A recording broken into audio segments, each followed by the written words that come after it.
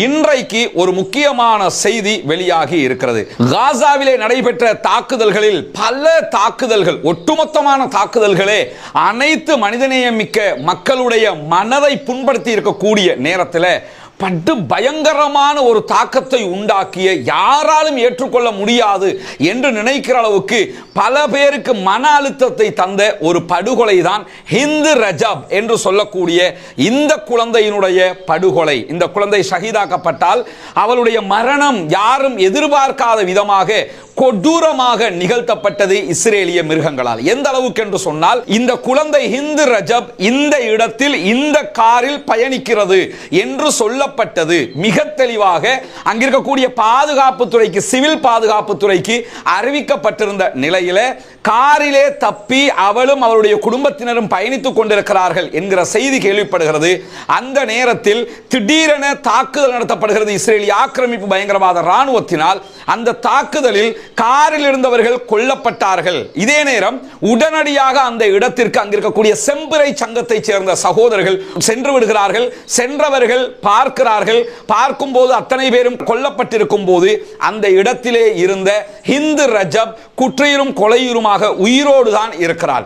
இருக்கிற போது ஹிந்து ரஜபை மீட்டுக் கொண்டு வருவதற்கு அவர்கள் முனைகிற நேரம் அங்கிருந்து உடனடியாக தங்களுடைய செம்பிறை சங்கத்திற்கு தகவல் கொடுக்கிறார்கள். குழந்தை ஒன்று உயிரோடு இருக்கிறது, அவளை மீட்டுக் கொண்டு நாங்கள் வருகிறோம் என்று சொன்னார்கள். ஆனால் சொன்னவர்களும் வரவில்லை, குழந்தையும் வரவில்லை. 2-3 நாட்கள் தாண்டியதற்கு பிறகு குழந்தையும் கொல்லப்பட்டிருக்கிறது, சொன்னவரும் கொல்லப்பட்டிருக்கிறார். செம்பிறை சங்கத்தை சேர்ந்தவர்களையும் சேர்த்தே இஸ்ரேலிய ஆக்கிரமிப்பு பயங்கரவாத ராணுவம் கொலை செய்திருந்தது. இந்த சம்பவம் சர்வதேச அளவில் பெரும் பரபரப்பை ஏற்படுத்தியது மட்டுமல்லாமல் அமெரிக்காவினுடைய பல மாநிலங்களில், பல பல்கலைக்கழகங்களில் இதற்கு எதிராக மாணவர்களே களத்தில் இறங்கி ஆர்ப்பாட்டம் நடத்தினார்கள்.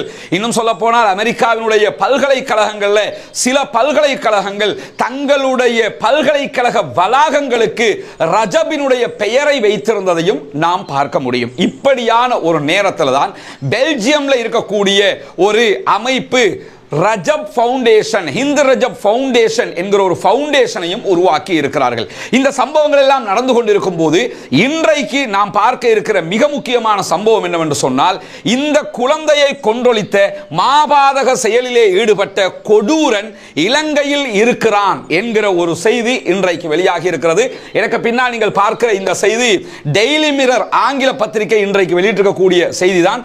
டெய்லி மிரர் பத்திரிகையில இந்த செய்தியை தர்ஷன சஞ்சீவ பாலசூரிய என்கிற ஊடகவியலாளர் தான் இந்த செய்தியை தொகுத்திருக்கிறார். இதுல டெய்லி மிரர் 18ஆம் தேதி டிசம்பர் மாதம் 2024 12:50 PM இந்த செய்தியை வெளியிட்டிருக்கிறாங்க. இதுவரைக்கும் 4632 பேர் இந்த செய்தியை பார்த்திருக்கிறாங்க. 1100 பேர் Facebookல ஷேர் பண்ணி இருக்கிறாங்க என்கிற தகவல்கள் எல்லாம் இதிலே இடம்பெற்றிருக்கிறது. இதுல என்ன சொல்லப்படுதுன்னா, Belgium based NGO claims Israel soldier terminator in Sri Lanka. Terminator என்கிற அடைமொழியோட தான் இவனை அழைப்பார்கள். இவனுக்கு பேரே என்னன்னா டெர்மினேட்டர். ஏன் இந்த பேர் வைக்கப்பட்டிருக்குன்னா, எந்த விதமான ஒரு அணுவளவு இரக்கம், ஈவு இரக்கமும் இல்லாமல் குழந்தையாக இருந்தாலும் பச்சை பிள்ளையாக இருந்தாலும் அதை கொன்றே தீருவான் என்கிற அளவுக்கு மனித கொலைகளில் வெறி பிடித்த ஒரு மிருகம் இது. அதனாலதான் இந்த மிருகத்துக்கு அந்த ஊர்ல என்ன பேர் சொல்லி அழைப்பாங்கன்னா டெர்மினேட்டர்.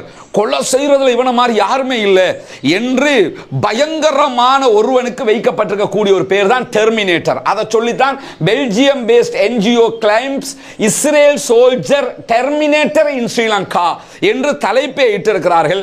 டெர்மினேட்டர் என்கிறவன் ஸ்ரீலங்காவில் இருப்பதாக பெல்ஜியத்தை பேஸாக கொண்டிருக்கக்கூடிய NGO கிளைம் பண்ணி இருக்கிறாங்க என்பதுதான் இன்றைக்கு வெளியாகி இருக்கக்கூடிய செய்தி. அந்த செய்தியை தி ஹிந்து ரஜப் ஃபவுண்டேஷனும் அவர்களுடைய அபிஷியல் வெப்சைட்ல இந்த செய்தியை பகிர்ந்திருக்கிறார்கள். தி ஹிந்து ரஜப் ஃபவுண்டேஷன் வெளியிட்டிருக்கக்கூடிய செய்தியில் என்ன சொல்றாங்கன்னா, Israeli soldier responsible for the death of a Palestinian civilian located in Colombo, Sri Lanka. Hindu Rajab Foundation file urgent complaint, demand arrest. இவனை கைது செய்யுமாறு ஹிந்து ரஜப் ஃபவுண்டேஷன் கோரிக்கை விடுத்திருக்கிறார்கள். ஒரு கேஸை ஃபைல் பண்ணியிருக்கிறாங்க என்கிறதையும் சேர்த்து அவங்க தகவல் சொல்லியிருக்கிறாங்க. குறிப்பாக இலங்கையினுடைய அதிகாரிகளுக்கு இவர்கள் தகவல் சொல்லி இருப்பதாக இன்றைக்கு டெய்லி மிரர் வெளியிட்டிருக்கக்கூடிய செய்தியிலேயே மிக தெளிவாக சொல்றாங்க. இவன் பேர் என்னன்னா ஜெல் ஃப்ரெண்ட் புக் என்றுதான் இவனுடைய பெயர். ஆனால் இவனுக்கு செல்ல பெயராக டெர்மினேட்டர் என்று கொலைகளில் ஃபேமஸ் ஆனவன் என்கிறதுனால இந்த பெயரை சொல்லுவார்கள். குறிப்பாக ஆகஸ்ட் மாதம் 9ஆம் தேதி 2024 தான் இவன் ஹிந்த் ரஜபை கொலை செய்தான். எனவே இவனுக்கு எதிராக கம்ப்ளைண்ட் போடப்பட்டிருக்கிறது. அந்த கம்ப்ளைண்டுடைய காப்பிகளும் ஹிந்த் ரஜப் ஃபவுண்டேஷன் என்ன பண்ணியிருக்கிறாங்கன்னா இதிலே இணைத்திருக்கிறார்கள் அவர்களுடைய இணையதளத்திலே. அவங்களுடைய இணையதளத்தில் அவங்க சொல்லியிருக்கக்கூடிய செய்தியில் என்ன சொல்றாங்கன்னா, இலங்கை அதிகாரிகளுக்கு நாங்கள் முறையான அறிவித்தல்களை கொடுத்திருக்கிறோம். சர்வதேச குற்றவியல் நீதிமன்றத்துடன் ஐசிசியோட ஒத்துழைப்பை எளிதாக்குகிற வகையில் இலங்கை அரசு இவரை கைது செய்ய வேண்டும் என்கிற கோரிக்கையை நாங்கள் விடுத்திருக்கிறோம் என்கிற செய்திகளை அவர்கள் வெளிப்படையாக அவருடைய இணையதளத்தில் குறிப்பிட்டிருக்கிறார்கள். சர்வதேச கோட்பாடுகளின் கீழ் செயல்படுமாறு இலங்கை அரசாங்கத்தை நாங்கள் கோருகிறோம் என்றும் அந்த என்ஜிஓ குறிப்பிட்டிருக்கிறது. சர்வதேச குற்றவியல் நீதிமன்றம் ஐசிசியிலையும் நாங்கள் இது தொடர்பாக கம்ப்ளைண்ட் பதிவு செய்திருக்கிறோம் என்கிறது தி ஹிந்த் ரஜப் ஃபவுண்டேஷன் என்கிற என்ஜிஓ. குறிப்பாக ரோம் சட்டத்தின் பிரிவு 15 கீழ் ஒரு முறையான புகாரை நாங்கள் சமர்ப்பித்திருக்கிறோம். தனிப்பட்ட கண்ணியத்தின் மீதான சீற்றங்களை உண்டாக்குவது இவர் மேல ஹிந்த் ரஜப் ஃபவுண்டேஷன் பதிவு செஞ்சிருக்கக்கூடிய கேசுகள் ஐசிசில. அதுல முதலாவது கேஸ் என்னன்னு கேட்டா தனிப்பட்ட கண்ணியத்தின் மீதான கோபங்களை சீற்றங்களை உண்டாக்குவது என்று சொல்லி எந்த பிரிவின் கீழ் அந்த கேஸ் ஃபைல் பண்ணப்பட்டிருக்குங்கிறத தெரிவிச்சிருக்கிறாங்க. இரண்டாவது குற்றச்சாட்டு பாதுகாக்கப்பட்ட நபரை வேண்டுமென்றே கொலை செய்தல். ஆல்ரெடி அவங்களை பாதுகாத்துட்டாங்க, பாதுகாத்தவங்களை வேண்டுமென்று கொலை செஞ்சிருக்காங்க. என்ன பிரிவின் கீழ் அந்த வழக்கு தாக்கல் செய்யப்பட்டிருக்குங்கிற விவரத்தையும் அவங்க சொல்லியிருக்கிறாங்க. ராணுவ தேவையின்றி சிவிலியன் உட்கட்டமைப்பை அழித்தல் என்கிற இன்னொரு தலைப்பிலையும் அவர் மேலான கேஸ் ஃபைல் பண்ணப்பட்டிருக்கிறது. அது மட்டுமல்லாமல் இன்டர்போலுக்கும் சர்வதேச போலீஸ் பிரிவுக்கும் அவர்கள் அறிக்கை சமர்ப்பித்திருக்கிறார்கள். என்ன அறிக்கை சமர்ப்பிச்சிருக்கிறாங்க? உடனடியாக இந்த கெல் ஃப்ரெண்ட் புக் என்கிற டெர்மினேட்டர் என்று அழைக்கப்படக்கூடிய இவனை உடனடியாக கைது செய்வதற்கு ரெட் நோட்டீஸ் வெளியிடுங்க. இன்டர்போல் தான் ரெட் நோட்டீஸ் போடுவாங்க. ரெட் நோட்டீஸ் வெளியிட்டு இவனை கைது பண்ண வேண்டும் என்கிற செய்திகளையும் நாங்கள் வீடியோ ஆதாரத்தோடு கொடுத்திருக்கிறோம். அதற்குரிய முறைப்பாடுகள் எல்லாம் சரியாக செய்யப்பட்டிருக்கிறது என்கிற செய்தியை மிக தெளிவாக இன்றைக்கு ஹிந்த் ரஜப் ஃபவுண்டேஷன் சொல்லி இருக்கிறார்கள். இந்த மாதிரியான நேரத்தில் இப்படி ஒருவன் இலங்கையிலே இருக்கிறானே, இது தொடர்பாக உங்களிடத்தில் கம்ப்ளைண்ட் பண்ணப்பட்டிருப்பதாக தி ஹிந்த் ரஜப் ஃபவுண்டேஷன் தன்னுடைய இணையதளத்திலே தெரிவித்திருக்கிறார்கள்.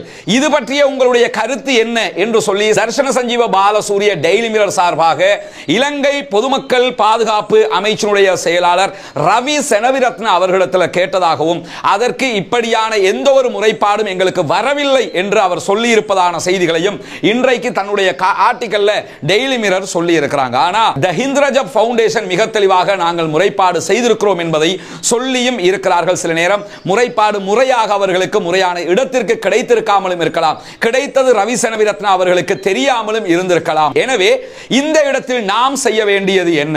இவன் கைது செய்யப்பட வேண்டும். சர்வதேச நீதிமன்றத்தின் சட்டத்தின் பிரகாரமும் யுத்த குற்றத்தில் ஈடுபட்டிருக்கக்கூடிய ஒருவன் குறிப்பாக மிக தெளிவாக இந்த குற்றத்தை செய்வதை வீடியோ பதிவிட்டு தன்னுடைய இன்ஸ்டாகிராம்ல பதிவிட்டு தான் இதை செய்தேன் என்பதையும் ஒப்புக்கொண்ட ஒருவன் தற்போது இலங்கையிலே இருக்கிறான் என்கிற செய்தி வந்திருக்கும் போது நாம் இதற்காக செய்ய வேண்டியது என்ன? நம்முடைய நாட்டிலே பல மனிதநேயம் மிக்க சட்டத்தரணிகள் இருக்கிறீர்கள். குறிப்பாக இஸ்லாமிய சமூகத்திலே பல சட்டத்தரணிகள், பல கற்றறிந்தவர்கள் இருக்கிறீர்கள். தயவு செய்து உங்களுக்கு அல்லாஹ் தந்திருக்கக்கூடிய சட்டத்துறை ஞானத்தை வைத்து, சட்டத்துறை அறிவை வைத்து இவனுக்கு எதிராக இலங்கையிலே எப்படியான முறைப்பாடுகளை செய்ய முடியும், இவனை கைது செய்வதற்கு என்ன விதமான முயற்சிகளை செய்ய முடியும் என்பதையெல்லாம் உங்களால் முடிந்த அளவுக்கு நீங்கள் செய்ய வேண்டும். அதே போன்று இலங்கை பாராளுமன்றத்திலே அங்கம் வகிக்கக்கூடிய இலங்கை முஸ்லிம் பாராளுமன்ற உறுப்பினர்களும் இந்த டெர்மினேட்டர் என்று சொல்லக்கூடிய ஹிந்த் ரஜப் என்கிற பச்சிலம் குழந்தையை பச்சையாக கொலை செய்தவன் தற்போது இலங்கையில் இருக்கும் போது அவனை கைது செய்யுமாறு நீங்கள் அழுத்தம் கொடுக்க வேண்டும். இந்த இப்ப பாராளுமன்றத்தினுடைய கூட்டத்தொடர் இன்றோடு முடிவடைந்திருக்கிறது. எனவே பாராளுமன்றத்தில் பேசுவதற்கான வாய்ப்பு தற்போதைக்கு கிடையாது என்கிற நிலையில பாராளுமன்றத்தில் பேசாவிட்டாலும் ஊடகங்கள் வழியாக பேசுங்கள், அறிக்கைகளை விட்டு பேசுங்கள், ஜனாதிபதியை சந்தித்து பேச முடியும் என்றாலும் பேசுங்கள். எப்படியெல்லாம் இவனை கைது செய்வதற்கு அழுத்தம் கொடுக்க முடியுமோ அப்படியெல்லாம் தயவு செய்து அழுத்தம் கொடுங்கள். நம் வீட்டினுடைய பச்சை பிள்ளை கொல்லப்பட்டதாக உணர்ந்து கொள்ளுங்கள். பாலஸ்தீன அப்பாவிகளுக்கு நடந்து வருகிற அநியாயம் நமக்கெல்லாம் தெரியும். மனிதர்களால் சகித்துக் கொள்ள முடியாத அநியாயத்தை அங்கே செய்கிறார்கள். செய்தவன் இவ்வளவு சுதந்திரமாக ஒரு நாட்டுக்குள் வந்து நான் இங்க தான் இருக்கிறேன்னு சொல்லிக்கிட்டு இருக்கிறான்னு சொன்னா அவனுக்கு எதிராக ஆக்ஷன் எடுப்பதற்கான வாய்ப்பு இருக்கும் போது அதை நாம் பயன்படுத்த வேண்டும். அதை ஒட்டி பொதுமக்கள் என்ன செய்யலாம் இந்த குழந்தைக்காக என்றிருக்கும் போது இப்படியானவனுடைய இவனை கைது செய்யுமாறு சமூக வலைதளத்திலே நாம் அழுத்தம் கொடுக்க முடியும். #arrest terminator என்கிற இந்த ஹேஷ்டேகை பயன்படுத்துங்க. இந்த ஹேஷ்டேகை பயன்படுத்தி இவனுடைய புகைப்படத்தோடு இவனை கைது செய்யுங்கள் என்பதை மக்களுக்கு மத்தியிலே சர்வதேச அளவிலே இதை கொண்டு போகும் விதமாக உங்களுடைய Facebook பயன்படுத்துவீங்க, வாட்ஸ்அப் பயன்படுத்துவீங்க, என்னென்ன சமூக வலைதளங்களை எல்லாம் பயன்படுத்துறோமோ அந்த வலைதளங்களில் எல்லாம் #arrest terminator என்கிற இந்த ஹேஷ்டேகை பயன்படுத்தி இவனுடைய புகைப்படத்தோடு இலங்கை அரசாங்கத்திற்கு அழுத்தம் கொடுங்கள். ஜனாதிபதியினுடைய Facebookஐ நீங்க டேக் பண்ண முடியும், பொதுமக்கள் பாதுகாப்பு அமைச்சினுடைய சமூக வலைதளங்களை நீங்க டேக் பண்ண முடியும். எதெல்லாம் டேக் பண்ண முடியுமோ அவற்றையெல்லாம் டேக் செய்து இவனை கைது செய்யுங்கள் என்கிற இந்த செய்தியை சர்வதேசத்திற்கு நாம் கொண்டு போக வேண்டும் என்பதை இந்த இடத்திலே பொதுமக்களிடத்திலும் வினயமாக கோரிக்கையாக முன்வைத்துக் கொள்கிறோம். ஏன்னா நம்மளால இவ்வளவுதான் பண்ண முடியும். ஜனநாயக ரீதியாக போராட முடியும், அல்லாஹ்விடத்தில் நம்ம பிரார்த்திக்க முடியும். அந்த மக்களுக்கு அரசாங்கத்தினுடைய உதவியோடு ஏதாவது பண உதவிகள் செய்ய முடியும்னா அந்த உதவிகளை பண்ண முடியும். UNRWA இணையதளத்தினூடாக அந்த மக்களுக்கு நாம் பண உதவி செய்ய முடியும். இதை தவிர்த்து வேறு எதுவும் நம்மால் செய்ய முடியாது, செய்யவும் கூடாது.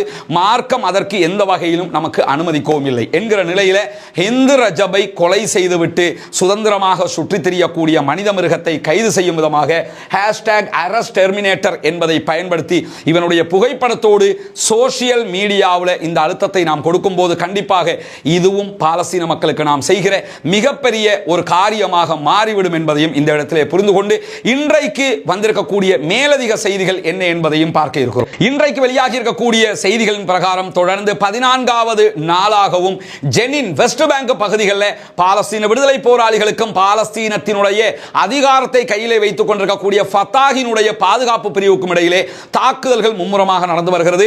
பாலஸ்தீன போராளிகள் ஃபத்தாஹினுடைய பாதுகாப்பு படையோடும் சண்டை பிடிக்க வேண்டி இருக்கிறது, இஸ்ரேலுடைய ராணுவத்தோடும் சண்டை பிடிக்க வேண்டி இருக்கிறது. எது எப்படி போனாலும் பாலஸ்தீன மீட்புக்காக அவர்கள் இருதரப்பையும் சமாளித்துக் கொண்டு செல்கிறார்கள்.